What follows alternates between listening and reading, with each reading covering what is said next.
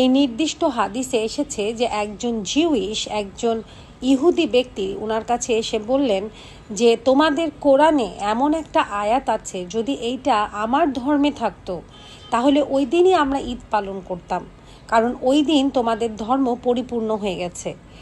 তখন ওমর রাদিয়াল্লাহু আনহু জিজ্ঞেস করলেন যে এই দিনটা কবে ছিল, এই নির্দিষ্ট আয়াতটা তোমরা কোথায় পেয়েছো?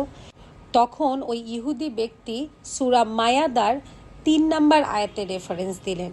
এখন এই ৩ নম্বর আয়াতে কি লেখা আছে? এই ৩ নম্বর আয়াতে আল্লাহ সুবহানাহু ওয়া তাআলা আমাদের জানিয়েছেন, আজ আমি তোমাদের জন্য তোমাদের দিনকে পূর্ণ করলাম এবং তোমাদের উপর আমার নেয়ামত সম্পূর্ণ করলাম এবং তোমাদের জন্য দিন হিসাবে পছন্দ করলাম ইসলামকে। যখনই এই আয়াতটার রেফারেন্স ওই ইহুদি ব্যক্তি দিলেন, তখনই ওমর রাদিয়াল্লাহু আনহু বললেন, আমি তো এই আয়াতের কথা জানি, এটা আরাফাতের দিন নাজিল হয়েছিল।